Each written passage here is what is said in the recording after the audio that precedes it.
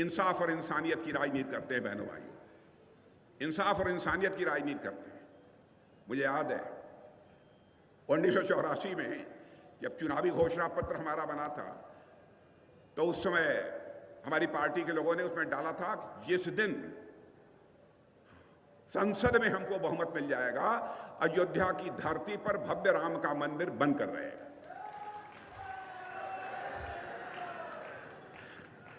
हर चुनाव में 84 के बाद 89 आया, फिर 91 में भी चुनाव हुआ, बाद में भी चुनाव हुए, तो हर चुनाव में हम लोग कहते थे राम लला हम आएंगे, मंदिर वहीं बनाएंगे।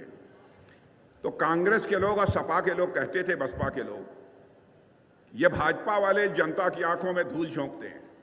जब चुनाव आता है तब रामलला को परेशान करते हैं कि रामलला हम आएंगे और अयोध्या की धरती पर मंदिर बनाएंगे।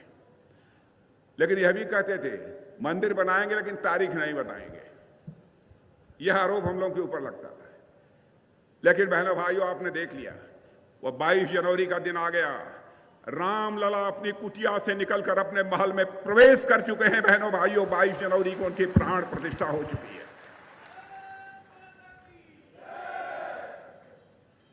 यानी हम कहेंगे वह करेंगे, यह हमारा चरित्र है।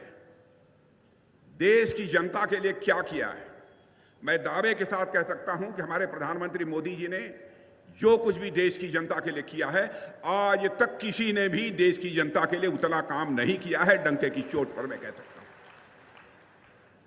डंके की चोट पर कह सकता हूं। हमारे किसान भाई हैं, मैं भी किसान परिवार का ही बेटा हूं, किसानों की समस्याओं से भी मैं अच्छी तरह वाकिफ हूं, मैं जानता हूं। क्या कभी आपने सोचा था कि कोई प्रधानमंत्री आएगा और यह कहेगा कि हमारे किसान 1000, 2000, 4000 रुपए के लिए अपनी खाद नहीं खरीद पाते, बीज नहीं खरीद पाते, मजदूरी नहीं दे पाते, इस कारण उसका खामियाजा उनको भुगतना पड़ता है। जितनी फसल पैदा होनी चाहिए नहीं होती थी। तो प्रारंभ में ही हमारी सरकार ने फैसला कर लिया कि हम हर किसान को 6000 रुपया प्रतिवर्ष हम मुहैया कराएंगे ताकि अपनी छोटी मोटी आवश्यकताओं को पूरा कर सके। प्रधानमंत्री किसान सम्मान निधि के अंतर्गत उस काम को हम लोगों ने किया। ऐसे बहुत सारी चीजें। अब यूरिया खाद का जहां तक प्रश्न है, अब आप लोग यहां भले ही विपक्ष कहने को कह दे 300 रुपया बोरी यूरिया देते हैं, यहां यूरिया बोरी की कितनी कीमत है? 265। यहां पर यूरिया की एक बोरी 265 में मिल रही है। पता लगा लेना मेरे बहने भाइयों, दुनिया के दूसरे देशों में, अमेरिका में भी यूरिया की बोरी 3000 रुपए में मिल रही है, जो कि आपको यहां पर 265 रुपए में मिल रही है। इस हद तक हमारी सरकार ने चिंता की है। माताओं बहनों की कितनी चिंता की है, इसके बारे में भी मुझे बतलाने की जरूरत नहीं है। गरीब परिवार की माताओं बहनों के आंखों से आंसू निकलना नहीं चाहिए, गैस सिलेंडर मुहैया कराती है। क्या कभी किसी ने कल्पना की थी? और कहीं सरकार के द्वारा भी कुछ मिलता था तो बिचौलिए ऐसे होते थे कि आधा से अधिक तो हड़प लेते थे। मैं आपको याद दिलाना चाहता हूं, राजीव गांधी जी ने एक बार कहा था, प्रधानमंत्री से राजीव गांधी जी, उन्होंने कहा था भाई हम क्या करें, हम बहुत करते हैं, बहुत करना चाहते हैं। देखिए, मैं किसी प्रधानमंत्री की आलोचना नहीं करता हूं, किसी प्रधानमंत्री की नीयत पर मैं सवालिया निशान नहीं लगाना चाहता, चाहे वह किसी पार्टी का क्यों ना, क्योंकि मैं मानता हूं कि प्रधानमंत्री यह व्यक्ति नहीं होता है, संस्था होती है।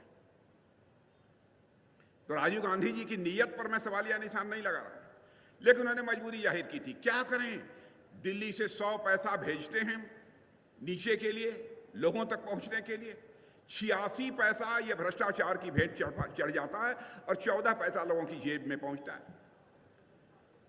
बहनों भाइयों, इस चुनौती को पहली बार किसी ने स्वीकार किया था, हमारे प्रधानमंत्री मोदी जी ने स्वीकार किया।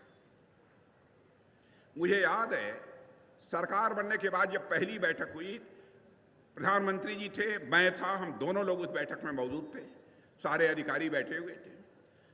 उस समय मैंने कान में पूछा कि यह बैठक जो इसलिए हम लोग कर रहे हैं, इसका क्या उद्देश्य है? कहें राजनाथ जी बैठक समाप्त हो जाएगी तो मैं आपको बताऊंगा कि इसका उद्देश्य कितना बड़ा है। अब फिर बताया उन्होंने।